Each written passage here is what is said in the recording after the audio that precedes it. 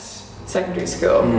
What did you do then? So again, yeah, it wasn't plain sailing. I did okay in my leaving cert. Like I probably wasn't the most studious of students. I would have preferred probably to be out exercising, running, playing football, all that. And I was always good at doing stuff with my hands as opposed to maybe sitting there and reading a book. But I did it anyway, and I got what I needed to get into science and UCD. Okay. So that's kind of what I wanted to do, and got into UCD, and I struggled with it. I struggled because the subjects were a little bit different. So I did biology, and I wanted to do computer science, so I could do that as a subject. But the one thing I really struggled at was chemistry. Okay.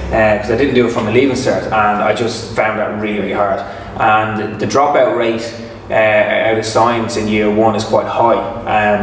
But again, me was like, no, I'm not going to drop out, But I did the exams, and I think I failed 2 exams. And I knew there and then that I was like, you know what, my heart just wasn't in it. Yeah. I didn't want to do it. So instead of doing the repeats, I just said to mum and dad, look, it's just not for me. Yeah. And so I dropped out of college, and I reapplied for the CEO. Okay. Yeah. So I did that in February. So I almost knew in February that, you know what, this isn't for me. So I kind of, to give myself the option, I'd reapply to CEO, and then I did supply chain management then in DIT. Okay, so I went straight back, completely different course, a business course in DIT Industries, and I loved it. Yeah, I really enjoyed it, and I think that it wasn't just the course; it was more that DIT was a little bit smaller. Okay. It was back to kind of classrooms. Yeah. Whereas the UCD for me was just huge, and you're walking into a lecture where there could be 200 people.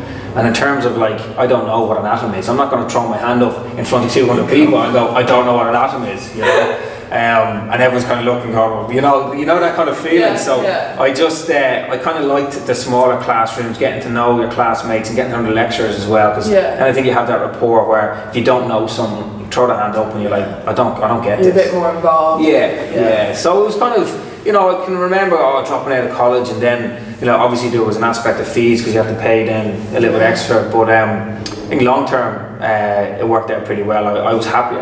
Yeah, I was happier. And just to pick up on something you said there, it's okay to have regrets. Yeah, no, and it is. I think in all aspects. And I think sometimes we get quite scared that, like, and particularly with kids around exams, it's like the leaving cert's the be all and end all, you know, and a lot of like that puts a lot of anxiety and a lot of stress, and you know, that real uncomfortable feeling that, oh, my friend is going to do this, or my friend got X amount of points and I didn't, and suddenly at the age of 17, 18 you feel inferior to people, and I think that's unfair. And like, I think for me it was a case that, like, I tried things, some paid off, some didn't, but you have to try. Exactly. And I think that's the big thing, and regardless of whatever happens with exams or in sport and performance, you can get things back. You know, there's other routes, just plenty of other routes. I know guys that had like really bad leaving certs who are now doing really well for themselves. They didn't go the direct route by going straight into the course that they wanted, but they went and they did PLCs and they did trades, and next minute they led to one thing, led to another thing. And I found that myself, and even in terms of, because I always kind of find I'm a little bit similar to someone doing the leaving cert. I've just come out of sport and I'm a little bit like, well, I don't really know what I want to do. You know, where's the sheet I can fill out and just see if I get something. You know, and I kind of find that I can relate to people like that. And the first thing I did was that I began to accept that I didn't know what I want to do, and that's okay. That's okay. Yeah. You know, and doors will open, and like, I've been retired 4 years, and like, I've had some great opportunities. Yeah. You know, and I would have never thought I'd be doing what I'm doing now 10 years ago. You know? Yeah, that's very true. You know, to be doing stuff in media and involved in food and fitness, things that I'm really interested in, I would have never thought that. So you just never know what's around the corner, but I think the thing is, you just got to go for it. Yeah, go for it. That's kind of